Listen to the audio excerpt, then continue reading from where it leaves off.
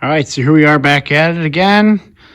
Today's video, I'm going to do a quick little hit on this SaltDogg salter that we just took delivery of a couple days ago. Give you my first impressions on it. It's November 1st, 2020. Haven't had any snow here yet in Buffalo, but we just got this ready to go, and more reviews coming to it when we get to use it. The reason I'm making this video is because before we did our own purchase here, I could not find any videos on this particular model. This is the SaltDogg PRO3000, which I believe is a new model for this year. Don't quote me, but they're kind of SaltDogg, or the buyer's product, has been offering a bunch of salters for years, and now they have this Pro model. They had the SPHE, I believe they called it, before, in a 3-yarder, and that's the only videos I could find online. So this is the Pro model.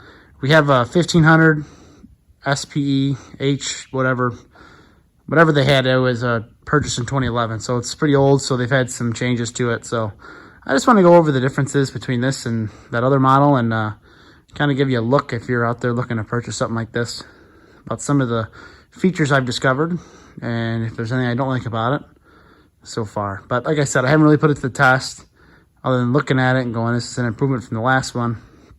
So let's take a look right into it. I guess we'll start with the controller up front. So, all right, see you at it. All right, here's the controller for the SaltDogg. The lighting's kind of crappy in here. Hang on, I got a little flashlight.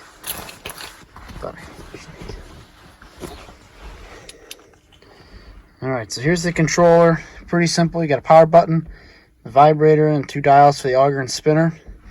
And now, it used to give you a digital readout for what number you're on, and if you had an fault code, it'd flash you a letter, and that was the fault you'd go after in the book. Now it's a certain amount of flashes is the fault code. They might have been doing that for years. We just upgraded from something that was 10 years old. So 10 years ago, it was a letter number combo that would give you what the fault code is, but it is what it is now. Let's see, power button on. Everything lights up. Right now it's running through its little kick-up cycle. It'll run everything up to full speed, and then it'll go back down to whatever you have it set at. So right now it's at zeros. You turn the dial. This is one green light. Kicks everything on. Pretty simple. Auger, same thing. 1 through 10. I don't know what settings I should be at just yet. I haven't actually had the opportunity to run salt through it.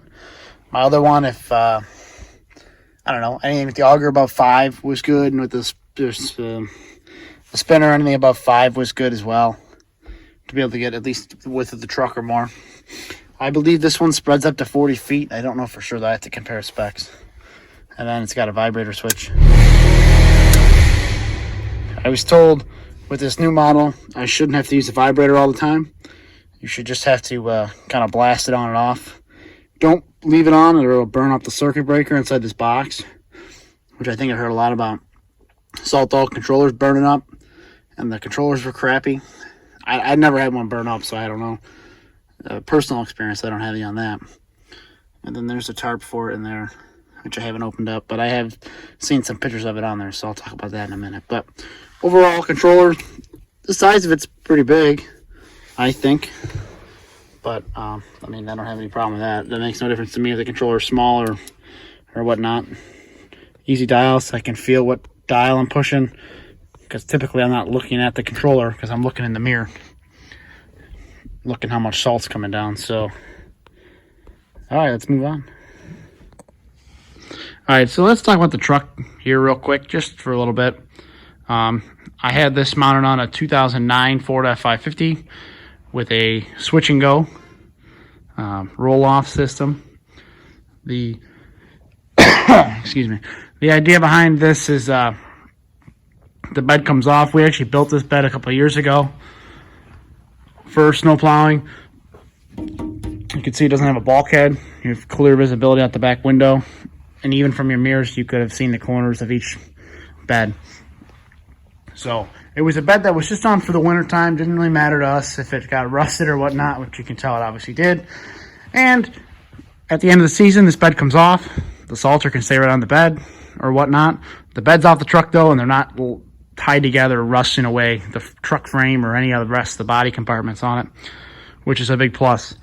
And then if we, you know, in the event we had a snowstorm we needed to hook up real quick, one guy can easily get this truck rolling in probably say about 20 minutes.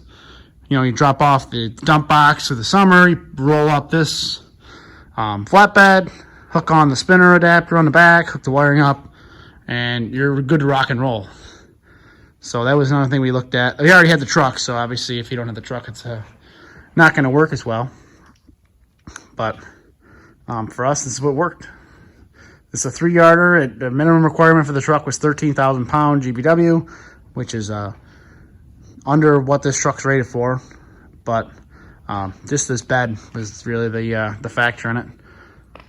We have a salter on another truck, another flatbed, but overloading this thing too much would not be good. And like I said, this roll-off thing is going to be a big deal for us, not having to worry about the bed rotting away. So, starting right at the front of the hopper here. I believe this is your cleat for the tarp system. So they're using like a nylon bungee to hook up from there, hook over to there, and then back around. And I believe it's fitted. I haven't pulled it out yet, but from the pictures I've seen, they think they went to this nylon because if you know bungees in the wintertime that are frozen cold, they don't work very well. They break. They just don't work that great. So they went to this nylon thing. And then this one here will go up to there, I believe. I haven't tried it on, but I think that's how it works. And the last one had a fitted tarp, which was really nice. They kept all the debris out. There was optional lids for it for $800. Not worth it to me, unless you were salting every single day. The tarp, I think, is enough. Another improvement, I'll drop a quick little video in. They changed the way these straps hook up. On the SPHE, they had a big bolt that went through a tiny hole with a metal band that came around. I'll drop a picture of the other one or a video of it. And then you just hook the strap to it, and it would end up pulling and bending the wire that the strap hooked into. Another option you have is you could bolt the thing down on these metal pieces. I believe you're supposed to put wood underneath it that helps it not slide as much. I'm considering just bolting it right to the bed with through bolts too, just for a little added protection. Same thing back here. Nice big opening. You put the hook right through it and hook it back. We got D-hooks already in the bed. We are supposed to crisscross them, but the placement on the D-hooks didn't work for this this situation, so we had to deal with it. With this roll-off system, it allows us to get up underneath the truck. Where's my flashlight at? When this bed's off, you have really good access. You can kind of see in there a little bit. But when we're done and off the truck for the season, unclip the wiring, and we can take it and tuck it all up on top of the fuel tank. So it's all protected in between the rails, and nothing can get to it down there. It comes with a lot of wiring. You got, you know, a wire harness down to your spinner, and then you got a big old harness up here for the auger. Coming around this side, not much different than the other side. So I guess we'll talk about the back a little bit. Pretty big spinner on the back here. I don't know how big that is. It's got to be at least 16, 18 inches on the spinner. Actually down here. Adjustable guard here. So if you want to make all your flow to the right side, you can shoot it all to the right, or you can adjust it and shoot everything to the left. It also has I think they're calling this a dump feature. Unpin this, pull this out, and the whole thing swings open. So you could dump. I should do it from the other way, it would be better. It's the wiring. But it's super easy to remove. I believe this is stainless. So, but here's the right side. You should have hooked it from here. Boom. Off pretty quick. And you don't have to take it off completely like the old ones. You had to unhook everything and pull them off just to be able to get in there. Little look down at the in the drop here. Adjustable. And this, I don't know exactly how these things work. This is adjustable. It helps direct the flow to how it hits the spinner. Up underneath here, it's got a 6-inch auger, which is sweet. It's upgrade from our last one with a 2-inch auger in it. Big old bearings in there, greasable. Already greased, ready to go. What I have noticed with this, just running this auger a little bit on this fly section, when it gets to the end, right there, the auger picks up the pace a little bit to get back to where it's continuing to grab material. So when it gets to the end of the fly, it's going real slow, and then all of a sudden it kicks up to get material out to the back the fastest. It seems like it's trying to keep up with having consistent flow at the back, which is pretty cool. So that's from the outside. Let's get a ladder out. We'll take a look at the inside of the hopper real quick, and we'll move on from there. All right, here we are up on top of the bed now, looking inside the hopper as we get to wrapping up this video. This is 9 foot 6 inches long, I believe. So pretty long, and it's got a full length auger. So look at there's the beginning of the auger. That 1500, I'll tell you, it was funneled down to the back, and only the back half had an auger in it. So I'm thinking this is going to be a much more consistent flow when you get down towards the end. It's also got this big baffle in here. This big silver baffle in here, which I think is going to help make sure material's not overloading the auger just enough. Everything's going to fall on the sides. It's also adjustable too. Don't quote me on materials, but I think you can run salt and sand in it, or a 50-50 mix. You can see the auger down there. It's got this screen on it to protect you. This is just a regular carbon steel, looks like. So there's a look inside the hopper. Removable screen to 2 bolts, probably 9/16 or some metric, something or other.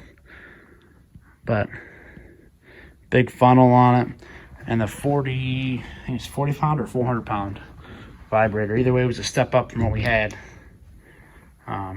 So it should really kind of keep material flowing consistent.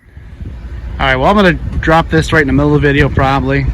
This is our SaltDogg 1500 SPHE spreader. It's a 2011 we got it, so we've had it for a couple of years.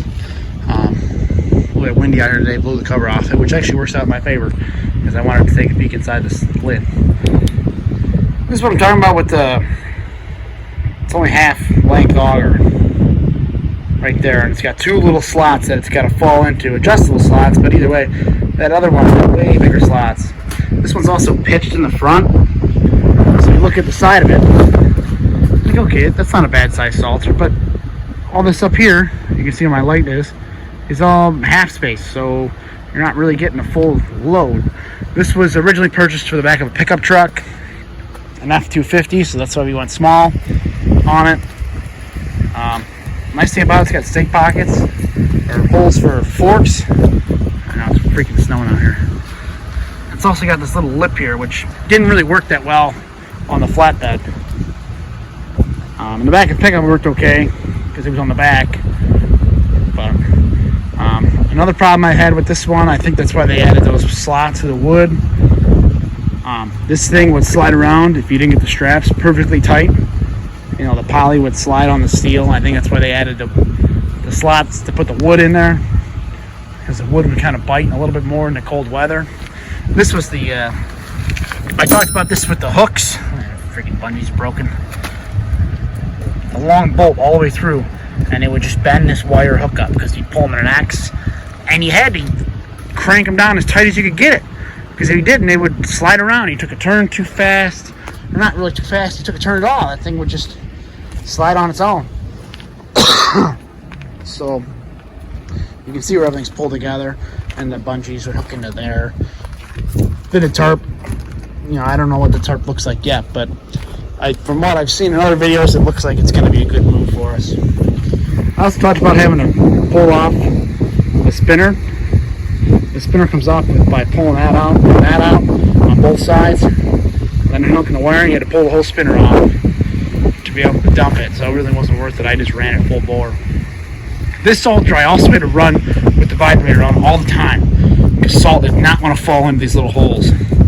It would just take forever to slide down the pockets. The walls weren't steep enough. It slid too much. So it is what it is. It worked. It ran fine for years. We might keep it. I don't know if we're going to sell it yet. You know, with this big one, I don't know what they're even worth.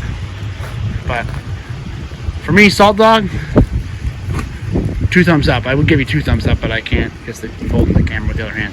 2 thumbs up to the SaltDogg. No major issues. And, you know, price point for what it is, it's a big hopper. All right? Not much is going to go wrong on a big hopper. The only thing that's in question are the motors. And I haven't had really any problems with those. So, all right. Thanks for kicking it out. And enjoy the rest of the video. All right. So as we wrap up this video here, I'll tell you, we did a little comparison, shopped around a little bit. I got a price for a Boss Salter, a 3-yarder as well, with the auger and electric.